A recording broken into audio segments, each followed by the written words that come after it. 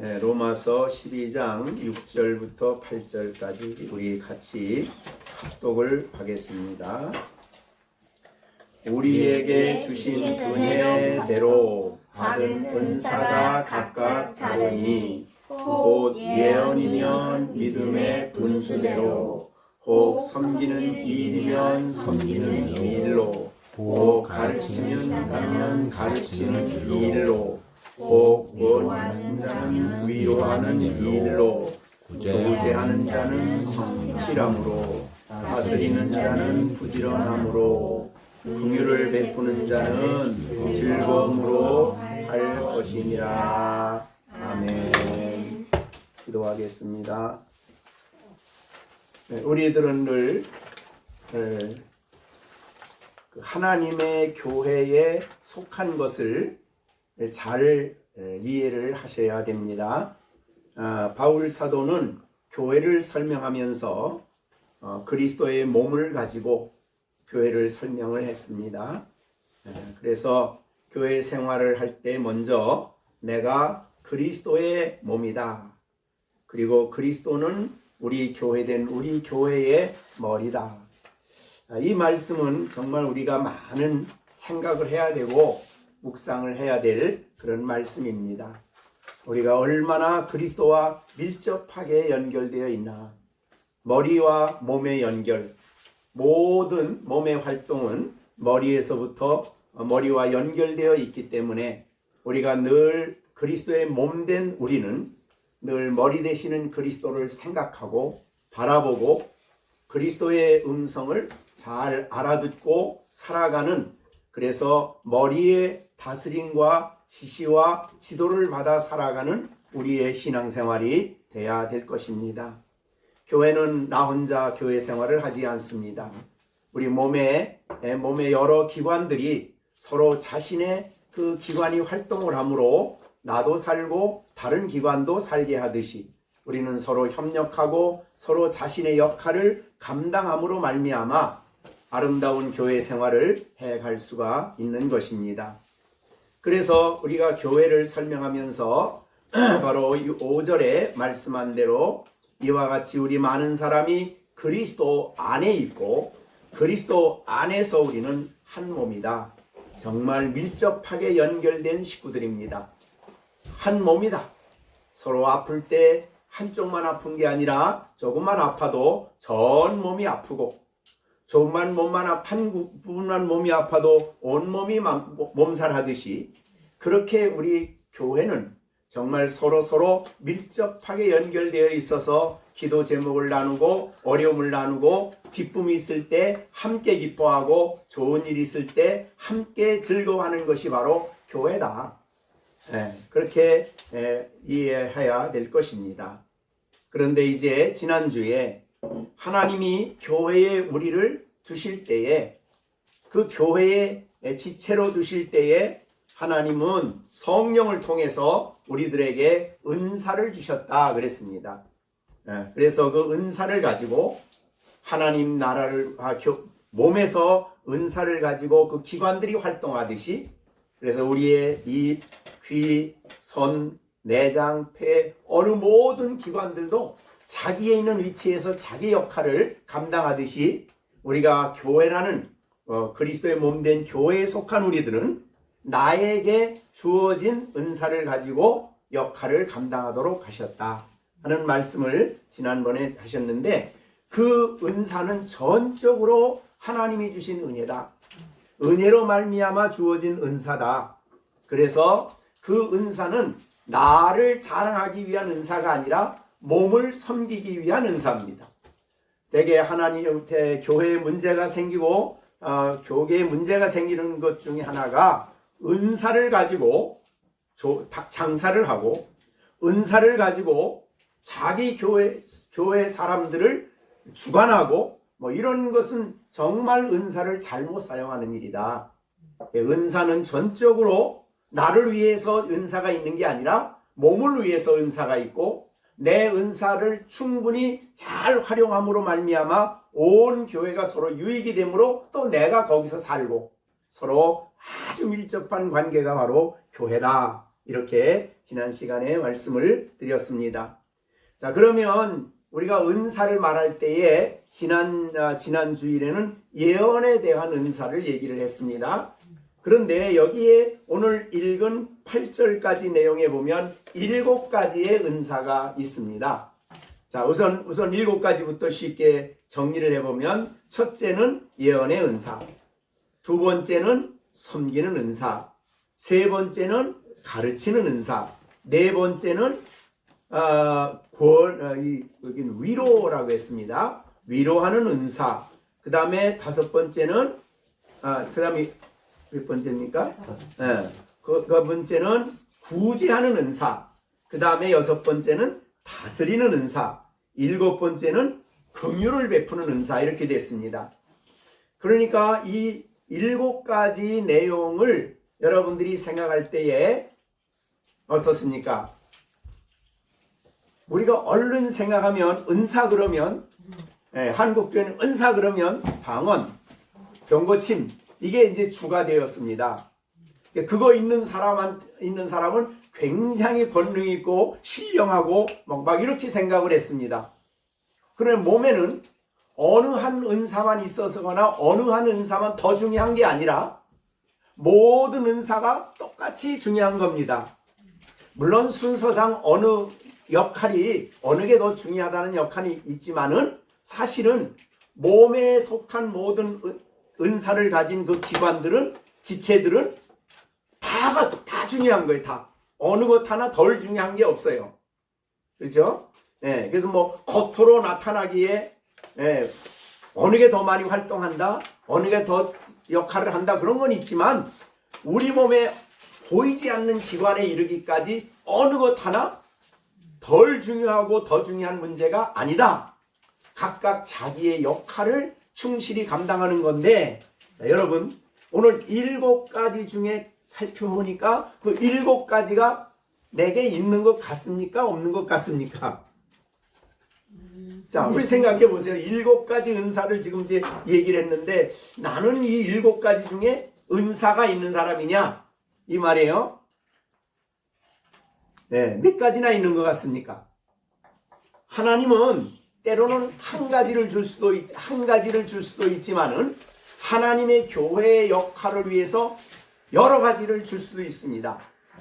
그래서 자신의 주어진 은사를 가지고 역할을 하도록 그렇게 만들었는데 우리가 이제 이것을 좀 더 우리가 생각해 보면 우선은 지난 시간에는 예언의 은사를 얘기했습니다. 자, 이 예언의 은사는 성경 쓰는 예언이 아니라 그랬어요. 성경을 기록하는 은사는 사도, 그 다음에 선지자. 이거는 일시적인 직분이에요. 그 사람들은 직분자. 그래서 그들이 있을 때에 적어도 교회의 성도들에게 하나님의 교회에 필요한 은사는 필요한 계시는 다 주었다고 봐요. 일시적으로 한 번에 다 완성시켰어요. 물론 하나님의 계시가 성경만 있느냐? 아니에요. 하나님은 그보다 엄청 크셔요. 아마 우리가 하늘나라에 가면 엄청 많은 계시를 보고도 다 못 알을 거예요. 하나님 안에 있는 계시는. 그런데 적어도 이 땅에 하나님 백성, 하나님의 교회가 살아가는 데 필요한 계시는 충분하다. 그래서 우리는 성경을 볼 때에 충족성을 얘기해. 충족. 부족함이 없다. 그럼 지금 계시를 봅시다 이렇게 말하는 건 뭐예요? 그거는 잘못된 거죠. 그죠? 그거를 우리가 명확하게 이해를 하셔야 돼요. 그러니까 이 계시가 있었던 것은 신약의 계시가 완성되기 전까지 특별한 사람들을 세워서 그 다음에 성경이 완성되게 하셨다. 그래서 이것으로 우리가 하나님의 계시를 이해하고 그 계시를 가지고 하나님의 뜻을 가지고 하나님이 주신 말씀을 가지고 신앙생활하고 믿음을 지키기에 충족하다, 충만하다, 완전하다 이렇게 보는 것이 이제 우리 여러분이 속한 장로교회 교리의 기초입니다.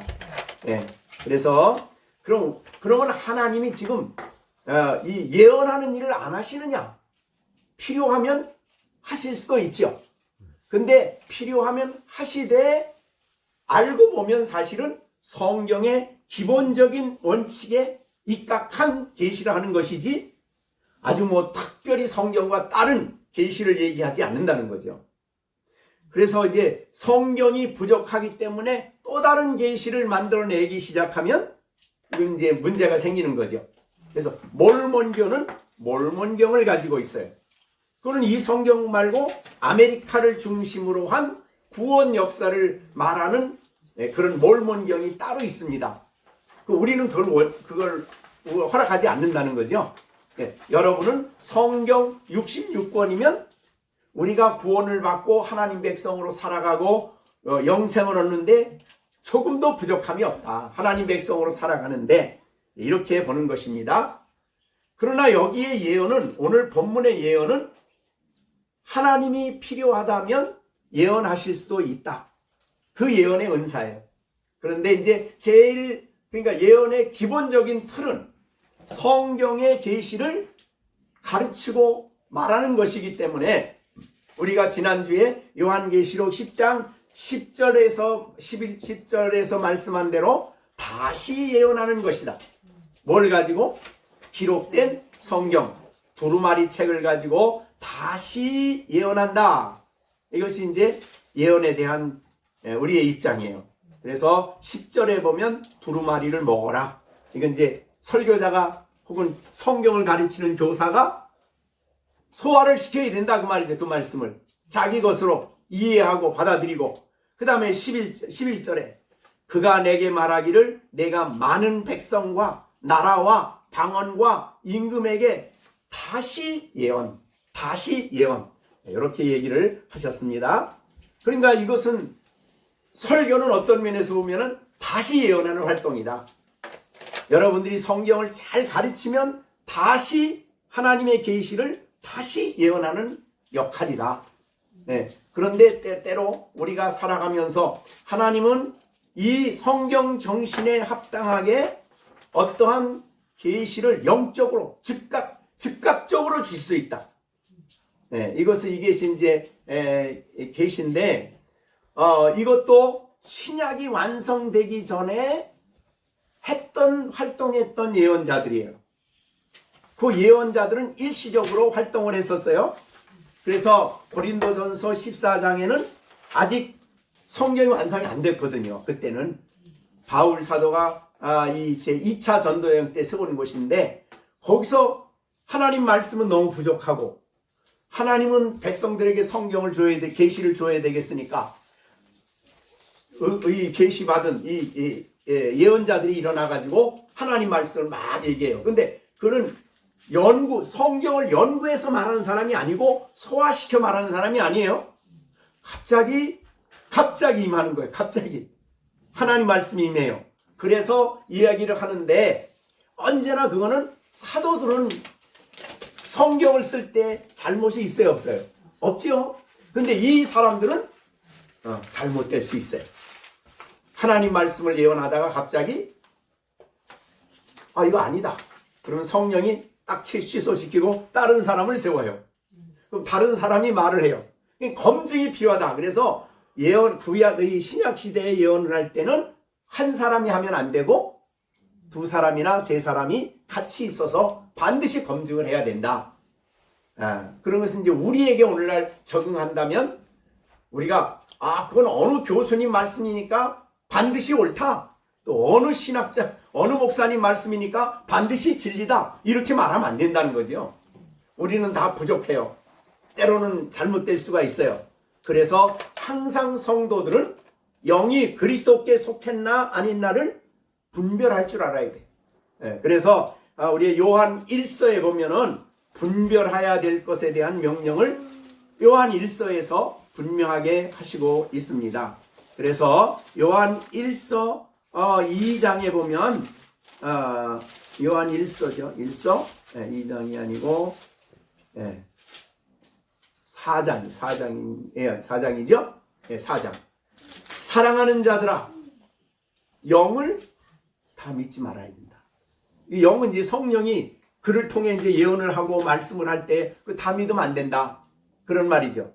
그러면서 오직 그 영들이 하나님께 속했나 안 속했나를 분별해야 한다. 참 이건 어려운 부분이긴 해요. 예, 그러나 어떻든 분별이 필요해요. 그래서 많은 적은이 아니에요. 많은 거짓 선자들이 세상에 나왔기 때문에 저 사람이 신령하다 그러면 무조건 다 얘기하고 무조건 다 믿고 신천지에 누구죠? 이만희가 얘기하면 무조건 다 믿고 그러면 안 된다는 거죠. 그래서 이만희가 쓴 책이 있어요. 제가 하는 그거 제가 가지고 있는데 말도 안 되는 계시로 말도 안 되는 얘기 해요. 그런데 그걸 믿어요. 그거는 하나님의 영이 아니에요. 그거는 거짓 영이 그를 사용한 거지요. 그런데 이만희라는 사람이 처음에 예수 믿을 때 정말 성령이 그에게 일시적으로 이제 예언을 할 수 있었어요. 있다고 봐요. 그러나 은사와 구원은 다른 거예요. 은사는 받았다가 변질될 수 있기 때문에 그래서 다른 영이 들어왔을 때 자기가 자기를 분별해서 이거 아니다라고 해야 되는데 그걸 그대로 밀고 나가서 자기가 지금 이제 하나님이 된 거죠. 그러니까 영을 다 믿어서는 안 되는 거예요. 우리의 생각도 마찬가지죠. 우리도 내 생각은 항상 옳다 그러면 안 되는 거고 항상 성경의 기준에 비추어서 생각을 하셔야 되는 거예요. 우리는 언제나 부족합니다. 그래서 여기에 예언에 로마서 12장에 나오는 예언 은사 이제 지난주에도 말씀드렸기 때문에 그만큼 넘어갑니다. 그러나 어떻든 하나님은 이 예언의 은사를 우리에게 적절히 사용할 때는 즉각적이고 이 즉각적으로 그러니까 연구해서가 아니에요. 우리가 성경 혹시라도 여러분들이 아이들에게 성경을 가르치려고 준비를 했는데 막 하다가 갑자기 나도 생각 안 했는데 그 생각이 막 나와서 얘기를 했어. 그런 경우지요.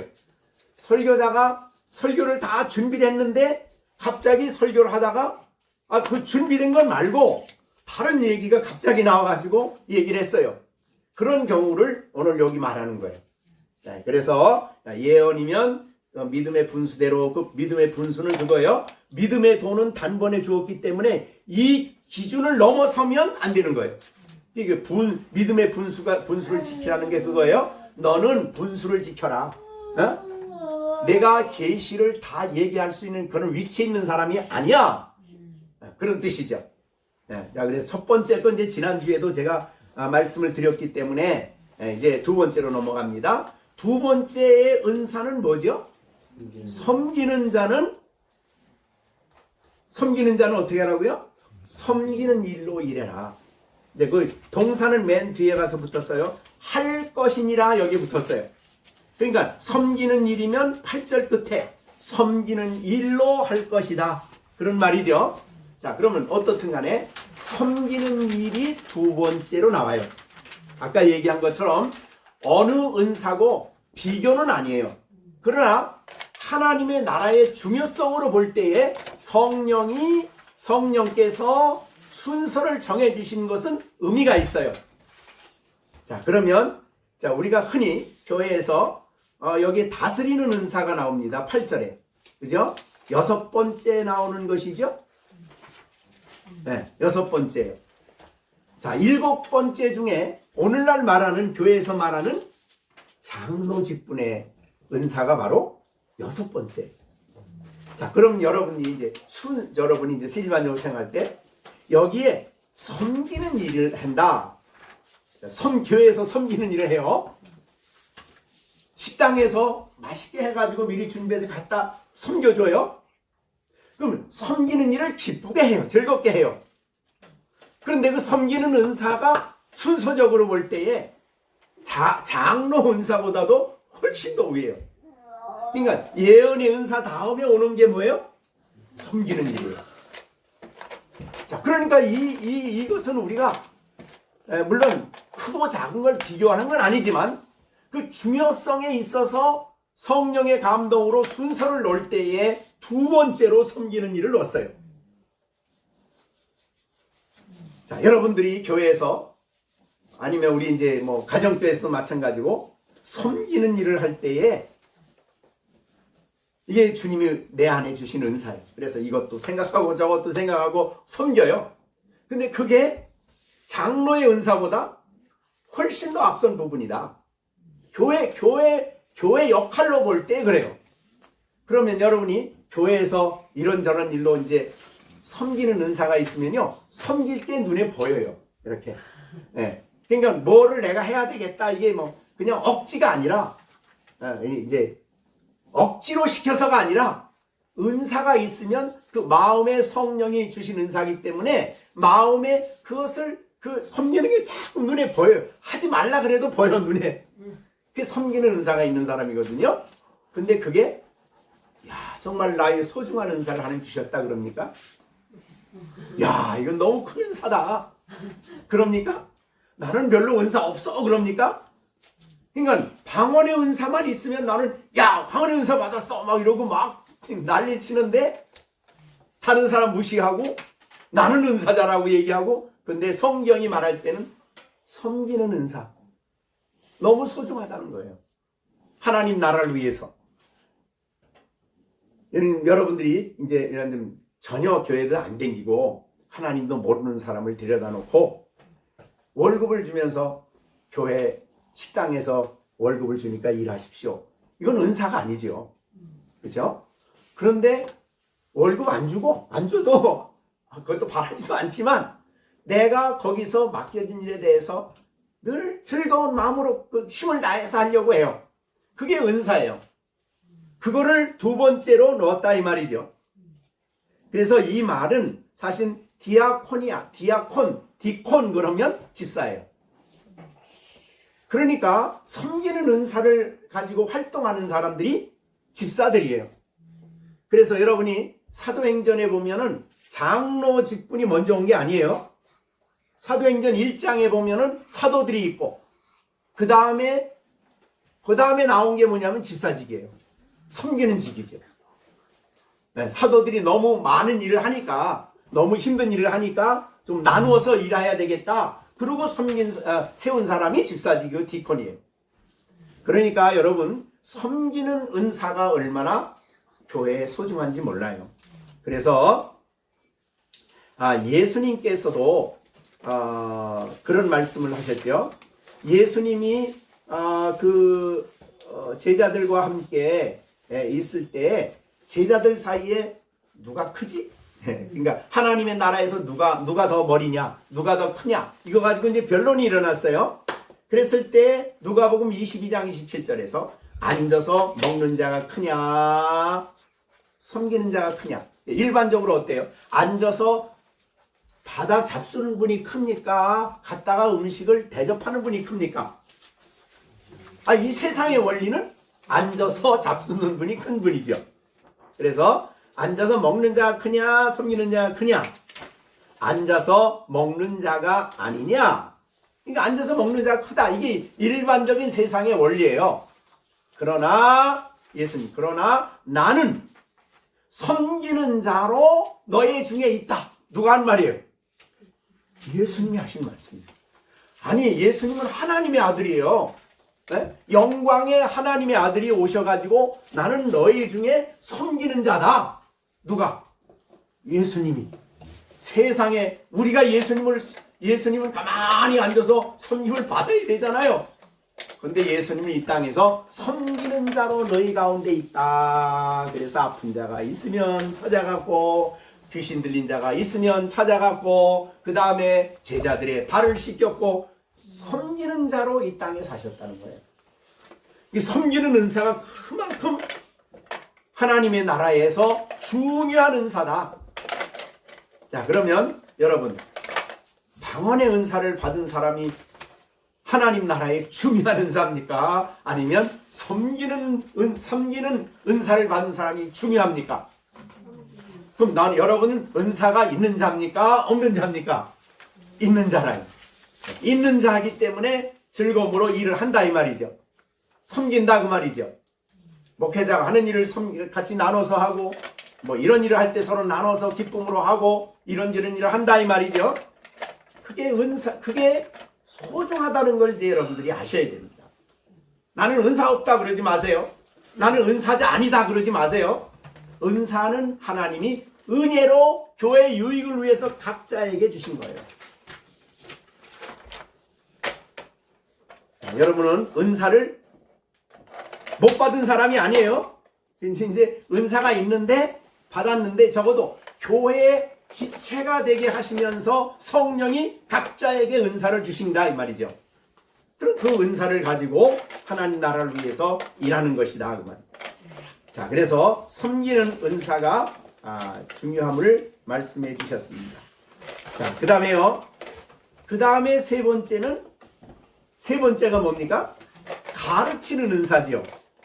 예, 가르친다는 것은 가르치는 건 아까 예언과도 비교했지만 가르치는 거는 즉각적으로 하나님이 직접적으로 주신 게 아니고 잘 연구하고 잘 준비해서 준비된 것을 대개 가르치는 때는 누구를 대상으로 가르치냐면 사람의 지성에 호소한다 그래요. 지성. 우리 지정의가 있잖아요. 그래서 지가 지적 활동으로 그거를 이해하고 받아들이고 깨닫고 또 자기가 가질 수 있도록 하는 게 가르치는 은사예요. 하나님의 말씀을 그러니까 잘 준비를 해야 되겠죠. 준비하고 연구하고 생각하고 묵상하고 그래서 이 성경을 가르치는 은사예요. 이제 이따가 끝에 가서 나오긴 하겠습니다만은 하나님이 은사를 주실 때에 은사를 주어서 일하는 사람이 있고 직분을 주시고 은사를 주시는 사람이 있어요. 그러니까 그 순서는 어느 것이 다 뭐 옳다 그러다가 아니에요. 예, 그러니까 가만히 보니까 자기가 가르치는 은사가 있거든요. 그래서 열심히 준비해서 아이들을 가르쳐요. 성경을 가르쳐요. 근데 어떤 사람은 가르치는 은사는 사실은 뭐 없었는데 갑자기 교사로 임명을 했어. 가르치라고. 그랬더니 하면서 보니까 하나님 앞에 기도를 해야 되겠고 간구해야 되겠고 도움을 구해야 되겠고 연구할 때 성령의 도우심을 그러다 보니까 하나님이 은사를 주신 거예요. 그래서 가르침의 은사가 나오는 겁니다. 자, 어떻든 간에 가르치는 은사 굉장히 중요하죠. 하나님의 교회는 진리를 가르치고 물론 이제 우리가 나중에 뭐 이 어떤 방법으로 가르치냐 이런 것들은 이제 자기가 연구하고 또 순종하고 또 묵상하고 그래서 가르치겠지만 어떻든 하나님 말씀을 잘 준비해서 이 지성의 걔가 이 지적으로 설득을 당할 수 있도록 잘 가르치는 이런 은사가 바로 가르치는 은사다. 우리 지금 여러분이 이제 애들을 가르치는데 가르치는 은사가 좀 있는 것 같습니까? 네. 없으면 은사를 사모해야 되고, 그죠? 그래서 있으면은 잘 활용해서 가르치는 일이 중요하다. 하나님의 교회의 중요한 은사죠. 그 다음에 네 번째는 무슨 은사예요? 위로. 위로의 은사다 그렇게 말씀을 했는데 옛날 번역은 개혁 성경이라고 해요. 우리는 개혁 개정 성경인데 개혁 개정 성경인데 옛날 요거 있기 바로 전에 성경은 개혁 성경이라 그래요. 그 개혁 성경은 이거 위로라고 안 하고 권위라고 해서 권고한다. 권고. 권위 혹은 권면, 권고 이런 말이에요. 자, 그래서 위로라는 것은 가서 야 걱정하지 마, 잘 될 거야 이런 위로가 아니라 하나님의 성경을 가르치고 난 다음에는 요거는 가르치는 거하고 권위하고 권고하고 위로의 차이는 위로는 혹은 권고는 하나님 말씀을 가르치는 수준이 아니고 그의 정서와 의지에 강력하게 도전을 주어서 그거를 적극적으로 순종할 수 있게 만드는 은사예요. 그러니까 성경을 우리가 가르치는 데만 멈추면 안 되는 거죠. 그 사람이 그 성경의 말씀을 듣고 내가 이게 잘못됐구나. 자기의 잘못을 깨닫게. 그래서 감성적으로 감성에 호소하고 양심에 호소하고 정적으로 강력한 도전을 할 수 있는 힘이, 그걸 갖다가 권고라 그래요. 그래서 이 권고는 어떤 사람에게 많이 오냐면요, 일반적으로 설교하는 사람은 되게 예언의 은사와 관련이 많이 돼 있고, 여기에 권고는 되게 부흥사들이 잘해요. 부흥사들이. 그래서 부흥사들이 와가지고 막 부흥을 일으키고 막 받는 사람들이 막 감동을 받고 감화를 받고 막 그러잖아요. 그래서 그들에게 그런 특별한 은사가 있어서 한 시대에 중요한 역할을 하는 그런 사람들이 이제 많이 있습니다. 그래서 마음을 일깨워주고 정서를 자극해서 적극적으로 적용하도록 요청하고 기도하도록 요청하고 그런 일을 한다 이 말이죠. 자, 아시겠죠? 가르침과의 차이가 좀 있습니다. 그 교회 역사에서 영국에 아주 유명한 부흥사가 한 분 계신데, 이게 휘트필드라 그래요. 옛날엔 화이트필드라고 그러고 있고 휘트필드라고도 그랬는데, 그분 책이 이제 그 자서전이 번역돼 나왔더라고요. 근데 그분이 그 설교 이제 부흥사예요. 정말 부흥사예요. 그래서 한 교회를 목회하는 분이 아니고 다니면서 부흥회를 했는데, 얼마나 그가 부흥회를 한번 한 이제 그 간증인데, 한 탄광촌에 가서 갔는데, 정말 그 탄광촌의 옛날의 생활이라는 거는 돈 벌고 먹고 마시고 또 성적 타락하고, 이게 이제 아주 온 도시가 다 거기에 휩싸여 있는데 가서 부흥회를 했어요. 그런데 막 회개가 일어나고 애통이 일어나고 그래가지고 술집이 없어졌잖아요. 술집이 그 쌀광촌에. 그리고 설교하는 시간 말고 집에 앉아서 계속해서 얘기하고 막 눈물을 흘리고 온 도시가 막, 그래서 다음에는 아예 그냥 뭐 탄광도 그날 안 하고 2주 동안 안 하고 온 사람들이 모여서 회개하고 기도하고 회개하고 애통하고 막 그런 일을 했다는 거예요. 그게 바로 여기에 권고, 위로의 위로, 힘을 내라, 이런 말로 위로의 은사예요. 우리나라도 이제 그 부흥의 유명한 평양의 대부흥운동이 있었듯이 그런 부흥사들이 그냥 막연히 하는 게 아니고 하나님 말씀을 가지고 적극적으로 도전을 하는데, 그의 정서와 그의 감정과 양심에 강력하게 도전하는 이런 은사, 이게 이제 위로의 은사, 권위의 은사, 권고의 은사. 그런 물론 이제 우리가 설교에도 다 이런 다 은사의 한 부분이 설교에도 있는 거지만, 적극적으로 이 부분에 아주 강력한 그런 활동을 하는 분들이 있습니다. 그래서 위로의 은사다, 이렇게 볼 수 있습니다. 자, 예수님께서 우리 지난번에 땅에 글씨를 쓰신 예수님 얘기했죠. 그런데 얘기했는데 그 사람이 정죄하던 사람들 다, 죄 없는 사람들은 돌로 치라 그러고 다 갔죠. 그러고 끝나지 않았죠. 예수님이 그 여인에게, 야, 돌로 치던 사람 어디 있지? 그랬더니 없습니다. 그래? 그럼 너를 정죄하던 사람이 하나도 없잖아. 그러면서 나도 너를 정죄하지 않는데 가서 다시는 죄를 범하지 말라. 이게 권고의 역할이에요.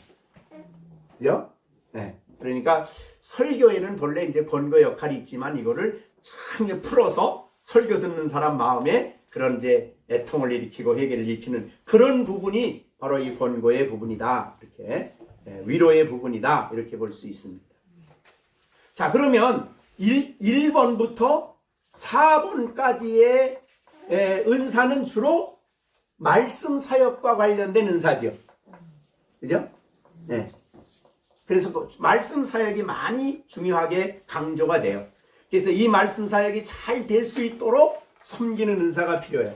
자, 우리가 그 사도행전에 나오는 그 7 집사를 세울 때 세우는 동기가 뭡니까?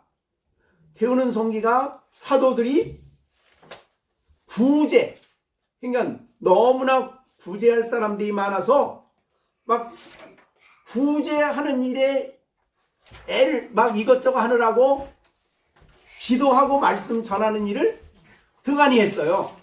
그래 교회가 문제가 일어났습니다. 사도들이 야 이거 안 되겠다. 말씀과 기도하는 일을 제쳐놓고 구제하는 일은 안 된다. 그럼 이거를 도와줄 사람들이 누구냐? 그래서 뽑은 게 7집사예요. 그래가지고 그분들에게 구제하는 일을 맡기고 그 다음에 다른 일을 부탁하고 그 다음에 사도들은 오로지 기도하는 일과 말씀 전하는 일에 힘쓰므로 말미암아 부흥이 크게 일어났다. 이런 뜻이거든요. 그래서 섬김에 있어서 그런 부분이, 그러니까 하나님의 말씀 사역이 잘 되어질 수 있도록 도와주고 협력하는 그런 부분으로 보면, 자 1번서부터 4번째까지의 내용은 주로 말씀 사역과 관련되어 있고, 사실은 하나님의 교회의 제일 중요한 사역이 말씀 사역이지 않습니까? 말씀을 듣는 데만 멈추지 않고 말씀을 듣고 자기를 살피고 회개하고 결단하고 순종하고 그러는 것이니까.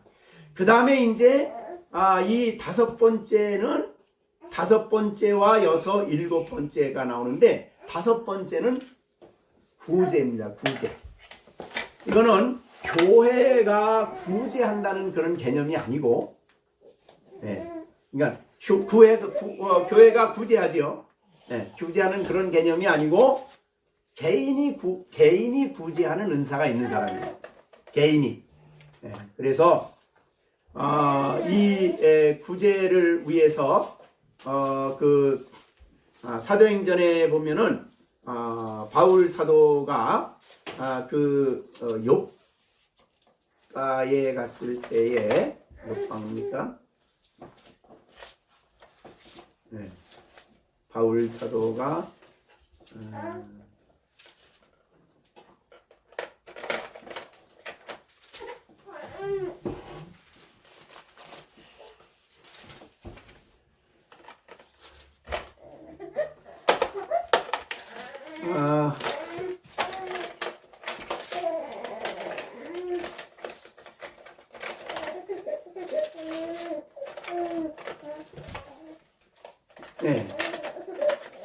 베드로가 여기 참 있네. 베드로 9장이네. 9장. 사도행전 9장. 거기에 보면은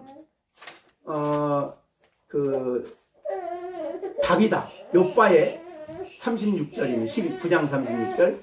다비다라는 사람이 있었어요. 여제자인데 도르가 혹은 다비다 같은 이름인데, 그 사람은 혼자 사는 분이지만 그가 죽었을 때 베드로를 이제 청해놓고 얘기를 합니다. 과부들이 와가지고 자기들의 속옷과 겉옷을 내보이면서 자기들을 위해서 이 사람이 얼마나 많이 선을 행했는가를 혹은 구제했는가를 이야기를 해요. 그래서 이제 죽은 다비다를 살려내는 일이 사도행전 9장에 나오는 욥바의 사건입니다. 그러니까 이런 사람들은 자기의 것을 가지고 다른 사람들을 구제한다. 그런 의미가 있는 것입니다.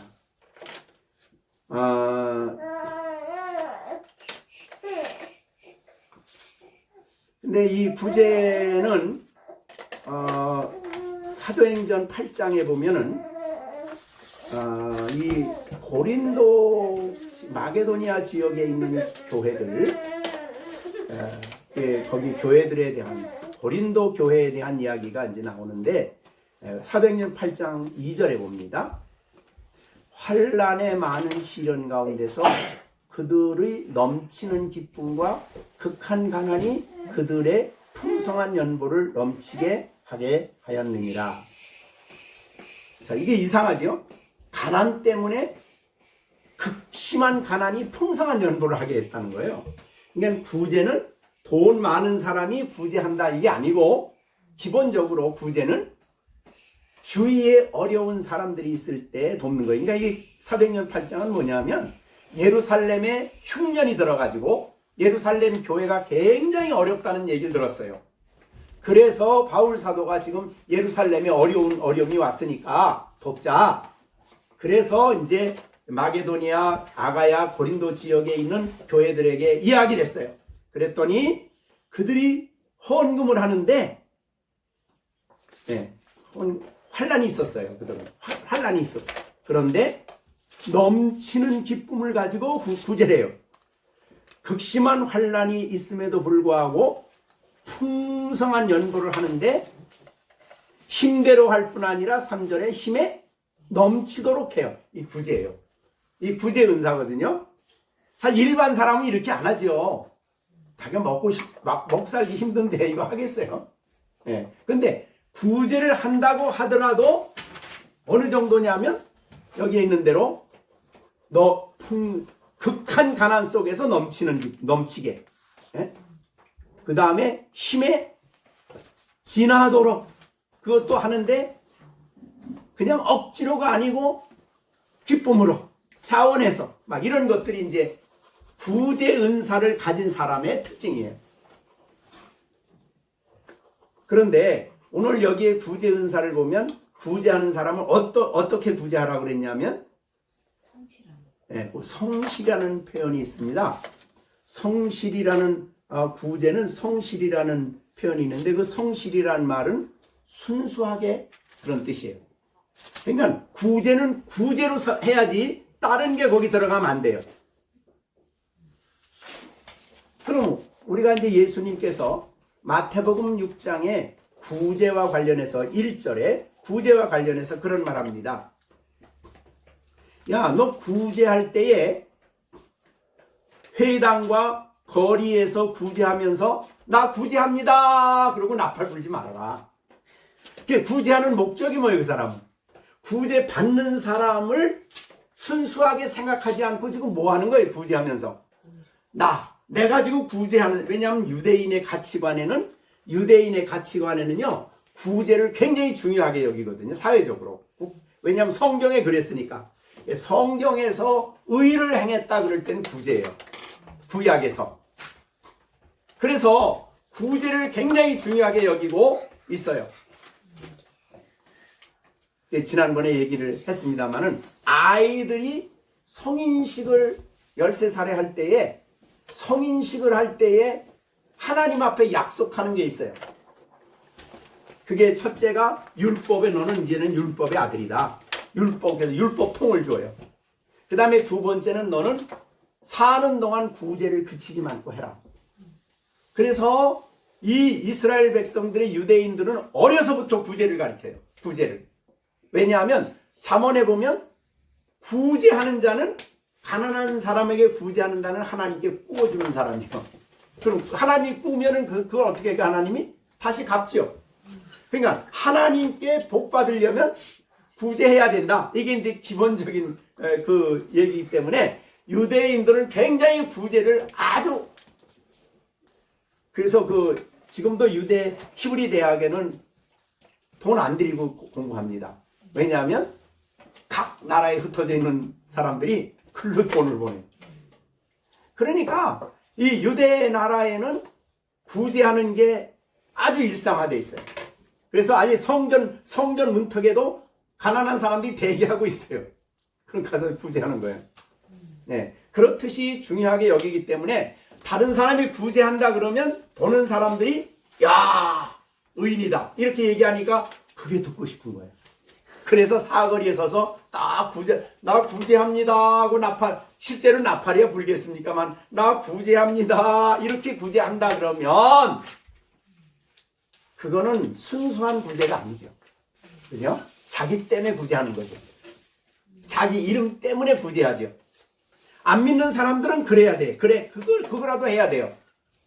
그래서 서울대학 병원에 앞에 가보면 거기 서울대학 병원에 가보면 구제한 사람 쫙 명단이 제일 많은 사람부터 순서대로 해서 쫙 해놨어요. 안 믿는 사람은 그거라도 해야 돼요. 근데 구제가 은사가 있는 사람은 그건 순수하지 못한 거예요. 하나님 백성은.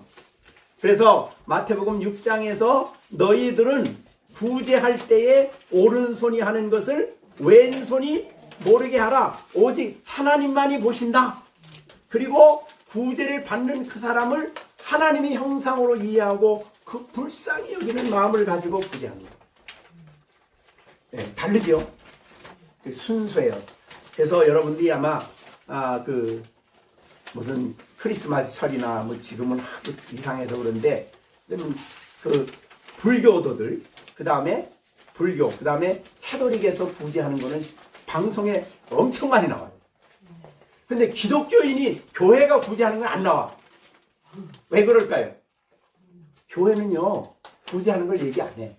그런데 그 이제 우리나라 종교를 관행하는 종교부에서 통계 내기로는요 거의 80% 70%는 교회가 구제한다. 그래도 얘기를 안 해. 왜 그래요? 여기 이것 때문에 오른손이 하는 거 왼손이 모르게 해라. 그렇게 구제를 해요. 그게 바로 여기에 구제하되 구제하는 자는 어떤 마음으로? 네, 성실함으로. 그죠? 그렇게 얘기했어요. 그러니까 구제할 때에 구제를 순수한 동기, 이게 성실하다는 뜻가 순수하다는 뜻이에요. 성실하다는 게 네, 그런 동기로 그래서 이 성실함이라는 것은 눈이 하나만 봐야 된다 그런 뜻이래요. 눈이 한쪽만 보는 거예요. 그러니까 하나님만 나를 보시는 하나님만 보고 그 영혼을 생각하면서 구제하는 거예요. 이게 이제 은사 받은 사람입니다. 네. 그래서 이게 여러분에게 은사를 주면 구제할 게 눈에 보이지. 그래도 구제 안 해. 구제해. 네, 뭐 우리 집사람 얘기인데 사실 나한테 구제 굉장히 많이 했다고 그러는데 지금 이제 이사를 하는데 집사람이 뭐 사모했을 때 엄청 많이 구제했다고 그러더라고요. 네, 근데도 몰랐어 나는 그렇게 하는 거. 하나님 앞에만 영혼을 불쌍히 여기고 그에게 필요할 때에 내가 줄 수 있는 구제를 하는 것이다. 이렇게 보면 되겠어요. 네. 그 다음에 이제 6번째는요. 다스리는 은사예요.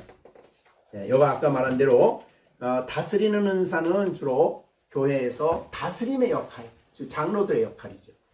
네, 근데 그 다스림의 은사를 받는 사람은 부지런히 해야 된다. 그러니까 다스림이 하나의 권세가 아니기 때문에 하나의 섬김의 은사이기 때문에 굉장히 부지런히 그 일을 해야 그 일을 감당할 수가 있는 것입니다.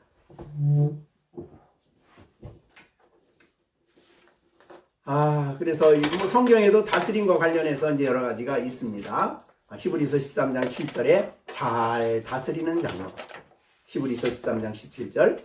그 다음에 데살로니가전서 5장 12절에서 주 안에서 너희를 다스리며 권하는 자들을 너희가 잘 알아줘라. 이런 말씀이 있고요. 근데 집에서도 다스림이 있어야 돼요. 그죠?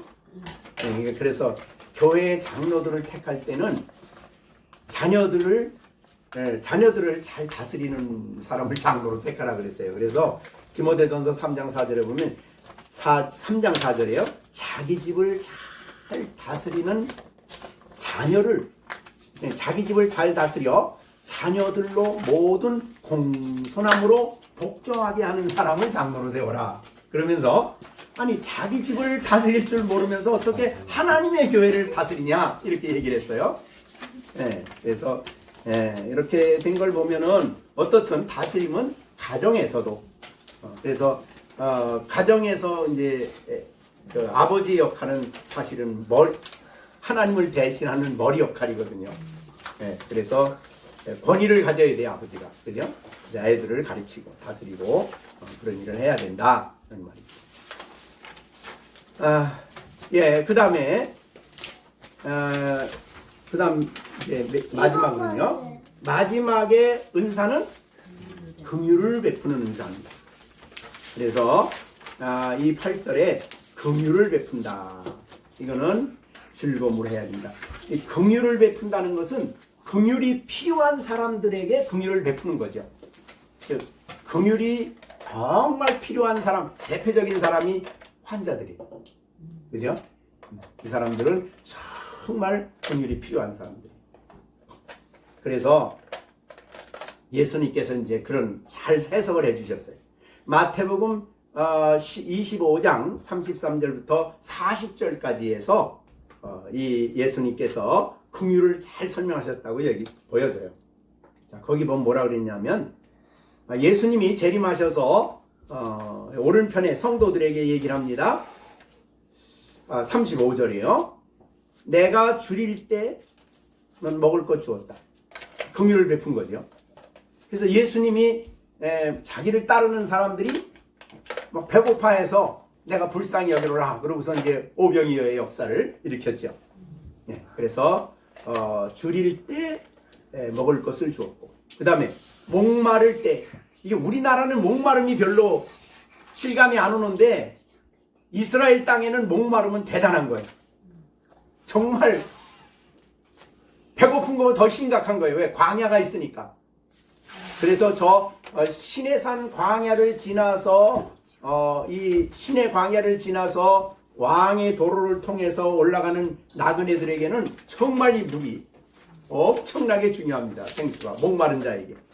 그래서 이스라엘 사람들은 그 성경 당시는 이제 지금 냉장고가 있지만 그 땅에는 어떻게 하냐면 질그릇에다 물을 집어넣으면은 물이 질그릇에서 조금씩 나가요. 그래가지고 그 물이 시원해져.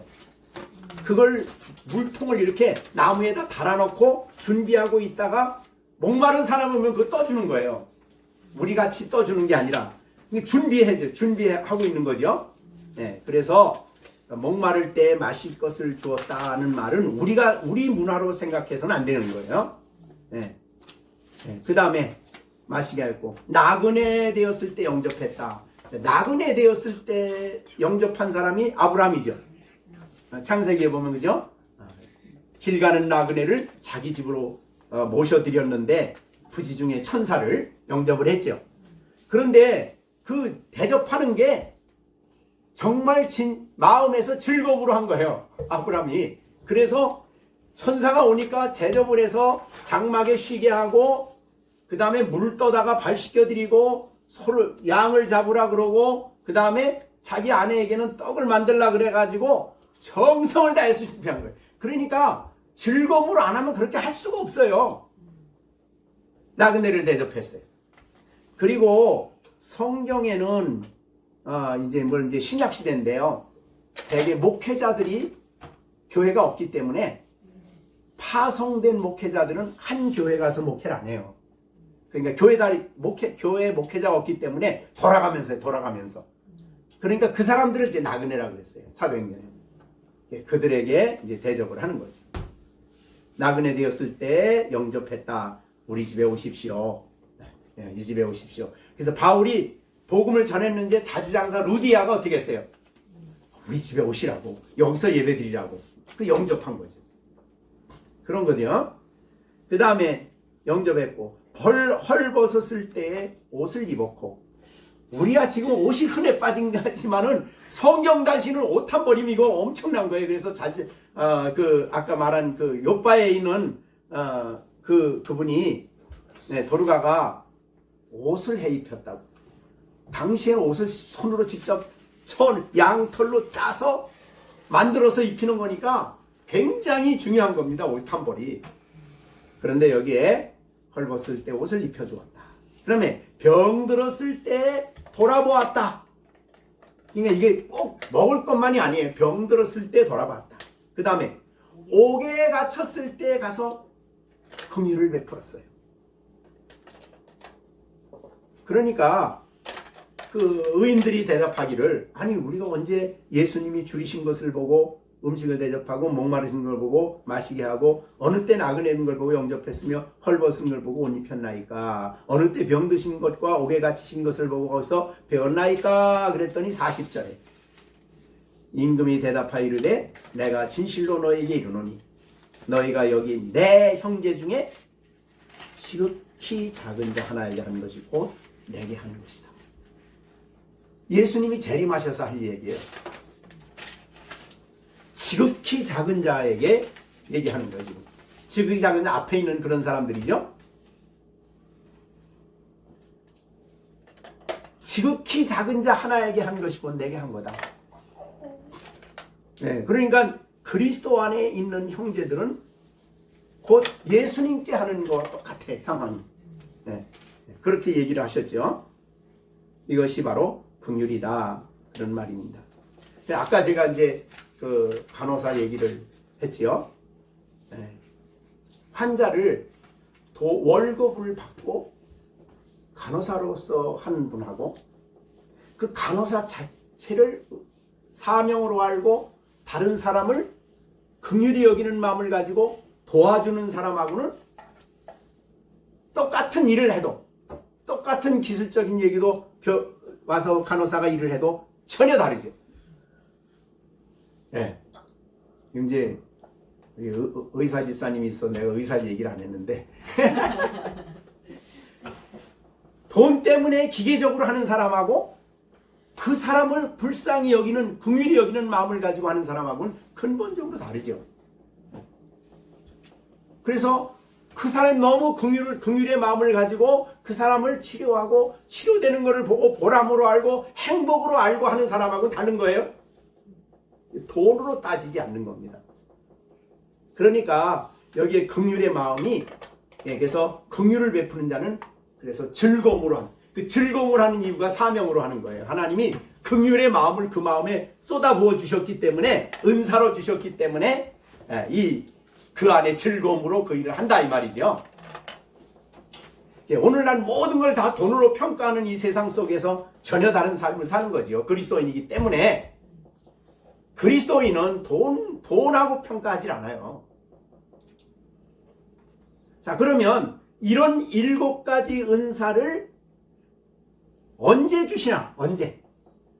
어느 때 주실까? 어떻게 우리가 받을까? 이 말이죠. 첫 번째 우리가 알 수 있는 거는 오순절 있을 때예요. 오순절에. 사도행전에 보면 오순절에 그들이 하나님 앞에 약속한 성령이 오시기를 위해서 간절히 기도하고 있을 때에 성령이 그들 가운데 임하셨죠.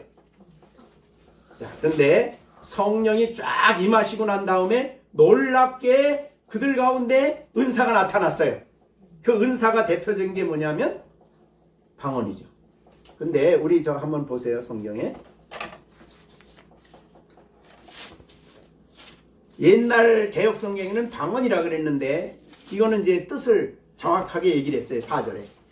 그들이 다 성령이 충만함을 받고 성령이 말하게 하심을 따라 뭐라 그랬어요? 4절에. 2장 4절. 다른 언어.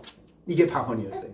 그러니까 이 방언을 고린도전서 14장의 방언으로 해석하면 안 되는 거예요. 여기의 방언은 다른 언어. 그래서 왜 다른 언어냐면 11절 보세요. 이게 이제 여기 때는 굉장히 여러 지역에서 유대인들이 왔어요. 9절부터 바데인, 메데인, 엘라민, 메소포타미아, 유대, 갑바도기아, 본도, 아시아, 이거는 각 지역에 흩어져 있던 유대인들이 절기를 지키기 위해서 여기 올라온 거거든요. 오순절 지키기 위해서. 그런데 11절에 보면 그리스인과 아라비아인들이 이들이라 우리가 다 우리의 각각 언어로. 근데 여기 모여있던 예수님의 제자들과 120명은 이 언어를 배운 사람들이 아니에요. 그죠? 이게 참 놀라운 일이죠. 즉각적으로 이 은사를 하나님이 주셨어요. 그래가지고 복음을 전하는데 그 복음 소리를 들었다 이 말이죠. 네. 이게 그래서 이 은사는 성령이 주도적으로 직접적으로 주시는 거예요. 각자에게. 그랬더니 이 은사를 또 적용해서 우리 신학교 다닐 때는 그때 굉장히 막 기도 운동이 많이 일어났어요. 우리 신학교 다닐 때. 그래서 저녁에도 그냥 집에도 안 가고 그냥 산 위에 올라가서 막 기도하고 그랬는데 어떤 교육자 한 분은 그랬어요. 나 영어 공부 안 해. 성령이 주신대지 무슨 영어 공부냐. 그런 분이 계셨는데, 그런 분이 계셨어요. 그럴 정도로 다른 언어를 하나님이 성령이 즉각적으로 주신 거예요. 그래서 은사가 첫 번째 올 때는 성령의 주권으로 우리 각자에게 주실 수 있다. 이게 이제 첫 번째 방법이에요. 은사를 주시는 방법이죠. 그러니까 이거를 알 수 있는 사람들이 있고 알 수 없는, 받았는데도 모르는 사람들이 있을 수 있죠. 네, 그러니까 성령 여러 가지 은사가 여러 가지니까 네, 그렇게 보시면 되겠어요. 자, 오순절에 나온 거고, 그 다음에 두 번째는요, 어느 경우냐면 사도행전 19장에 보면 안수를 통해서 은사가 와요. 안수. 이제 사도행전 19장에 보면 바울 사도가 에베소에 도착을 했을 때 에베소에 있는 사람들에게 예수의 이름으로 세례를 주고 그들에게 안수함에 그 성령이 임하시고 방언도 하고 예언도 하고 12사람쯤 되었더라. 이게 에베소 교회 출발이에요. 그러니까 은사가 방언, 예언이 나왔는데 그거는 안수할 때 온 거예요. 그래서 안수를 통해서 은사가 올 수 있다.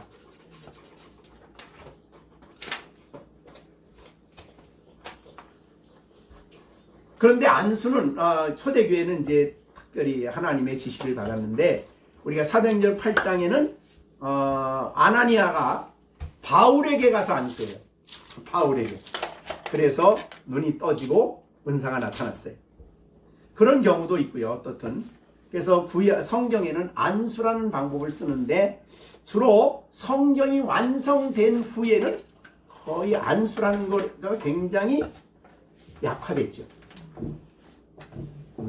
성경이 되기까지 하나님의 영이 내게 임했다는 것을 가장 뚜렷하게 보여주는 은사가 바로 예언과 방언이었어요. 눈에 확 보이니까. 구제 은사 받았습니다. 그러면 눈에 확 안 보이잖아요. 근데 갑자기 지금 막 언어 방언이 막 터졌어. 아, 성령이 오셨구나. 그래서 사람들에게 확신을 주시기 위해서 그런 은사들이 임했다. 안수를 통해. 그 다음에 마지막 세 번째는 직분을 주실 때의 은사가 같이 왔어요. 직분. 그래서 디모데후서 1장 6절 7절입니다. 디모데후서 1장 6절 7절에 보면 디모데를 목회자로 선교사로 세운 사람이 바울이에요. 그래서 디모데후서 1장 6절에 내가 나의 안수함으로 내 속에 있는 하나님의 은사 이렇게 됐어요. 그러니까 디모데를 안수하여 세울 때 은사가 같이 왔어요. 그러니까 직분이죠. 직분을 감당하도록. 그렇죠? 네. 직분을 감당하도록 하나님이 그에게 은사를 주셨다. 네. 자, 그러면 우리가 이 은사를 여러분들이 받아야 사실은 교회 생활을 지체의 역할을 잘할 수 있죠. 그럼 은사를 받아야 되겠죠? 자, 그럼 어떻게 하면 은사를 받을 수 있을까? 막 달라고 기도한 적은 없어요. 여기 은사. 성경 여러분이 찾아보면은 은사를 달라고 막 기도한 데를 찾아보기가 어려워요. 은사는 하나님 방언의 은사를 주십시오라고 안수하지 않았어요. 그냥 안수했는데 성령이 오시고 방언이 나타났어요. 그러니까 은사는 요걸 달라고 막 부르짖어서 받는 게 아니에요. 한국 교회는 그게 지금 문제가 돼 있어요. 네. 그래서 사실은 청교도들은 이 서신서에 나오는 방언을 뜻을 모른다고 그래서 그게 오늘날 한국에서 말하는 이상한 방언이 아니고 사실은 다른 언어를 사용하는 방언이라고 해요. 그럼 그 언어 안 받는 사람 모르잖아요, 그죠? 그런데 지금 우리 그 한국 교회는 막 훈련을 막 시키죠. 하도 갈망을 하니까. 그래서 룰룰랄라 그러다 보면 입이 이상하게 돌아가고 그럼 방언했다. 이렇게 얘기를 해요. 그건 그렇게 하면 안 된다는 거죠. 네? 그러면 은사 문제를 어떻게 할까? 14절. 고린도전서 14장 1절입니다. 자, 사랑을 추구하되, 이제 사랑의 은사죠. 이거는 신령한 것을 여기에 사모는 하라 그랬어요. 나 필요 없어. 뭐 무슨 그러니까 나 그런 은사 필요 없어. 이렇게 무시해 버리면 안 된다는 거예요. 소중한 줄 알고 사모는 해라. 간절히 사모해라. 그럼 우리 사모하는 마음을 아시고 우리에게 가장 적절한 방법으로 하나님의 영이 우리에게 그의 방식을 따라서 우리에게 주신다 이 말이죠. 자, 그러면 은사 문제는 기도의 제목거리는 아니고 우리가 하나님의 나라를 위해서 일하는데 소중하니까 사모는 해야 된다. 그러면 주시는 분은 내가가 아니고 성령이시기 때문에 자기의 뜻을 따라 우리에게 주신다. 그래서 우리가 은사를 받아서 하나님의 나라를 위해서 일하는 것이 그렇게 필요하다. 그렇게 말씀한 것입니다. 자, 은사를 가장 완벽하게 가지고 계신 분이 한 분 있다면 예수님이시죠. 네. 그래서 그 예수님을 보면 예수님에게 이 7가지 은사가 다 있어요. 그죠? 예언의 은사, 섬기는 은사 아까 얘기했죠. 가르치는 은사, 예수님의 가르침은 뭐 너무 놀랍지요. 그 다음에 위로의 은사, 구제의 은사, 다스리는 은사, 긍휼을 베푸는 은사가 다 있어요. 성령이 부어질 때, 예수님에게 성령이 한량없이 부어질 때 은사가 같이 왔어요. 물론 그 외에도 병을 고치는 은사 뭐 이런 건데 대개 병 고치고 뭐 이런 것은 대개 긍휼과 관련돼 있어요. 긍휼의 은사가 사용되어질 때에 그런 능력이 나타나고 권세가 나타나고 그래요. 네, 그렇게 보시면 우리가 되겠습니다. 이제 오늘 말씀을 마무리하면서 여러분들이 이 말씀을 생각할 때 우리는 그리스도의 몸인 교회의 지체다. 그럼 지체가 자기 역할을 하려면 은사가 와야 된다. 그래서 은사를 소중히 생각하고 은사를 사모하는 마음을 가져야 된다. 은사 나 없어도 나 교회 생활 잘해. 그냥 뭐 교회 왔다 갔다 하고 뭐 예배 드리고 그러면 끝나. 이렇게 되면 안 되는데 내가 하나님이 맡겨주신 일을 감당하는 데 있어서 정말 하나님이 내게 은사를 주시면 잘 감당할 수 있을 줄로 압니다. 그래서 은사를 사모해라 하는 말이고 우리가 또 내게 적어도 우리가 교회 지체가 되어서 교회에 접붙여질 때에 기본적으로 하나님은 한 가지 이상을 우리에게 은사를 주시는 거예요. 성령이 오실 때 은사를 가지고 오셔요. 왜? 하나님이 우리를 교회 지체로 줄 때 아무 일 하지 말고 역할을 하지 말라고 그러지 않으니까 우리 몸에 어느 기관을 두든지 간에 다 하나님이 하신 거기 때문에 반드시 한 가지 이상의 은사는 반드시 주신다는 거예요. 그걸 찾으라. 내게 어떤 은사가 있는가 잘 발견해서 찾아서 그거를 잘 활용을 해요. 지난주에 제가 말씀드렸죠. 하나님의 은사를 무시해버리면 하나님이 걷어가셔야 됩니다. 필요 없다. 이렇게 걷어가십니다. 네, 그런 것들이 이제 있으니까 우리가 오늘은 기본적으로 우리에게 아주 중요한 7가지 은사를 얘기를 하시고 다른 모든 은사들은 이제 이거를 사용할 때 어떻게 사용했느냐를 이제 뒷부분에 가서 얘기를 해 주실 겁니다. 여러분에게 성령이 오셨기 때문에 은사가 온 겁니다. 여러분은 그리스도의 몸이 됐고 하나님의 영이 여러분 안에 거하여 계셔요. 그래서 필요하다면 하나님의 나라를 위해서 지금 없다가도 은사를 주시고, 그죠? 그 은사를 가지고 일하게 하시는. 그래서 우리가 직분을 받으면 야 이거 못합니다 그러지 말고 무슨 직분이든지 감당하면서 하나님께 이 은사가 내게 꼭 필요합니다. 은사를 주셔야 내가 잘 감당할 수 있을게요. 이렇게 우리가 하나님 앞에 기도하면서 일을 감당하는 여러분들이 되어야 되겠습니다. 그래서 우리가 하나님의 교회, 우리 열린 샘 교회가 작지만 다 지금 이제 하나님 은사를 다 하나씩 주고 있어서 뭐든지 직분을 맡기면 그를 감당하도록 하나님이 도와주시고 역사해 주신다. 그런 마음을 가지시고 교회 생활 하시길 바랍니다. 기도하겠습니다. 자, 우리 다 같이 주신 말씀 생각하시면서 우선은 내가 하나님 교회의 지체가 되었는데 지체로서 내가 어떤 역할을 해야 될지 깨닫게 하시고 또 내가 이미 성령이 오심으로 주어진 은사를 잘 깨달아 소중하게 여기고 그것을 잘 활용할 수 있도록 지혜 달라고 기도하시고 필요하다면 주의 나라를 위해서 일할 수 있도록 하나님이 내게 은사를 주셔서 그 은사로 말미암아 하나님의 거룩한 나라를 위해서 우리 알열리샘 교회 성도들이 잘 사명을 감당할 수 있게 역사해 달라고 우리가 하나님께 사모하고 구하는 일은 필요하지만 이것 주셔야 됩니다. 저것 주셔야 됩니다. 이거는 우리가 할 수 있는 일이 아닙니다.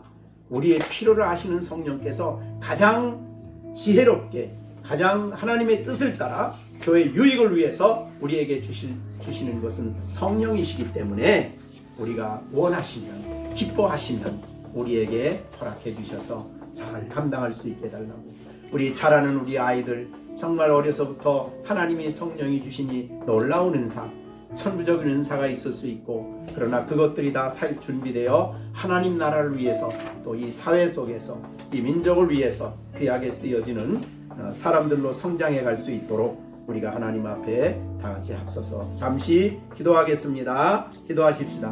은혜로우신 아버지 하나님 오늘도 저희들이 교회 은사에 대한 말씀을 나누었습니다. 주여 이 은사를 정말 하나님이 기쁘게 해주셨는데 정말 이 깨닫게 하여 주시고 이 은사를 통해서 하나님의 거룩한 나라를 위해 힘있게 헌신할 수 있도록 하나님 역사하여 주옵소서. 아버지의 은퇴를 하고 저에게 무엇보다도 기도의 은사가 참 필요합니다. 하나님께서 은사 주셔서 잘 기도하며 살아갈 수 있도록 하나님 역사해 주시고 하나님 말씀을 아버지 전할 때에 계시의 은사를 예언의 은사를 주셔서 하나님의 거룩한 뜻을 잘 드러낼 수 있도록 역사하여 주옵소서. 우리 열린샘 교회를 축복해 주시고 한 사람 한 사람 주신 은사를 잘 활용할 수 있게 하시고 또 깨달을 수 있게 하여 주시고 주 앞에 귀하게 쓰여지는 그런 역사가 일어날 수 있도록 하나님께서 은총을 베풀어 주시옵소서. 전능하신 하나님께서 함께해 주실 줄로 믿사옵고 예수님의 이름으로 간절히 기도합니다.